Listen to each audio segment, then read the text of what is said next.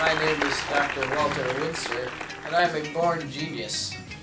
Today, precisely the 16th of November, at 13 hours and 12 seconds, we present an educational video segment on China's economic status. And I am Dr. Eugene Weston. I am also a born genius. We are here to explain China's economy today in great detail. China is a dominating force in today's economy. True. In the late 1970s, China's economy moved from a closed central to a more open market system that plays a huge global role.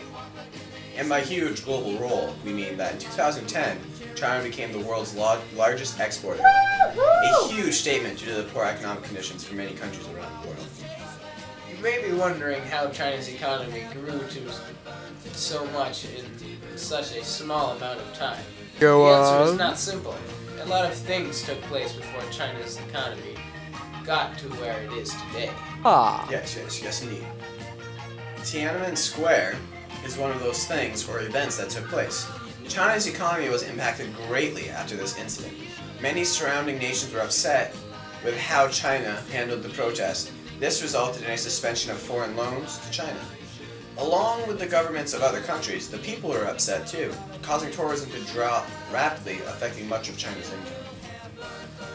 In the aftermath of these protests and civil rights issues, someone within China's government proposed a free market reform. This took place under the Chinese economic reform. A poor attempt at a free market reform crashed. Yet the Chinese government did not give up.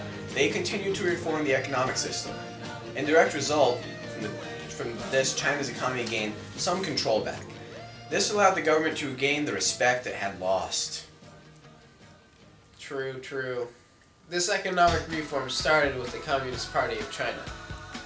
The Communist Party of China is the ruling political party that helps to determine reforms, laws, and other government issues. I see. China's economy has continued to increase due to many things. China has chosen to abandon civil rights in order to create a stronger economy. Chinese workers work long hours with very little and sometimes no pay. They are forced to work some days without sleep and very little food. They make just enough to survive. In Foxconn plant in Shenzhen, there are 1 million Chinese citizens employed. That's a lot. They produce iPhones and have seen 17 suicides since 2007, which means there are about 4.25 per year. Companies are able to do this because their employees don't have civil rights. In this way, they have been able to increase the rate of production. The government ignores or pretends that all this doesn't exist.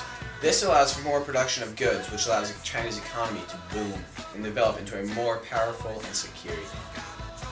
China's cheap labor and strong economy allows for other nations to make more profit off of the goods that are exported from China. Without China's economy and labor force, many nations would have to live without them, or pay much more for these items than they are now. China faces many issues in maintaining such a strong economy. Workers are beginning to protest and ask for higher wages and more benefits. If this happens, China will be unable to sell as many products for such little money, like they have been doing for the past couple of decades. Cigar? Oh, yes, thank you.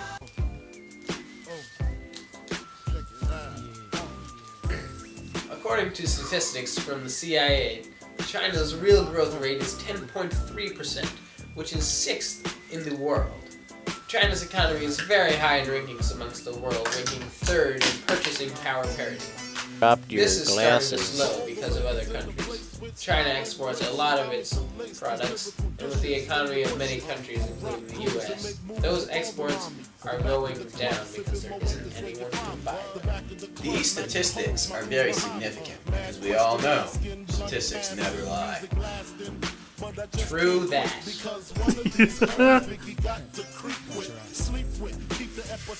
These statistics are only at their current levels because China has branched out to other economic strategies.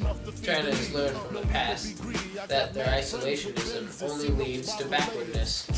In the modern economy, it is very hard to be isolated and successful. So, China is now interacting with other countries and is benefiting from these interactions. They now rely on other countries for certain products, but they are still hesitant when they have a lot of restrictions. Touching on China's globalization, past generations have a very different view on the matter. Since China used to be a very isolated country, it is very different to the China that teenagers have been growing up in. China is connected more than ever with other nations and welcomes this, which is very, very different from the past.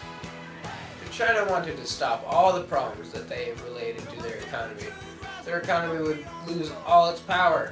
The only reason it currently is so strong is because of the poor conditions and the cheap labor that allow for maximum profit.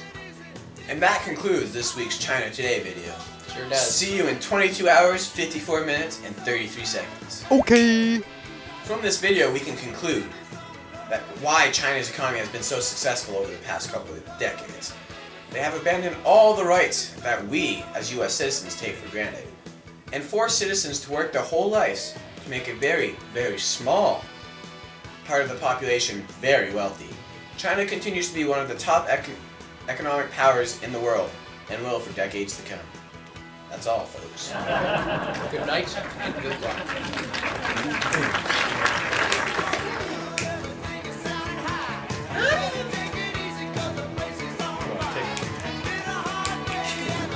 Come on, Donnie, it's 7 o'clock. You can't touch me first, that's cheating. Oh, Yes! Oh my god!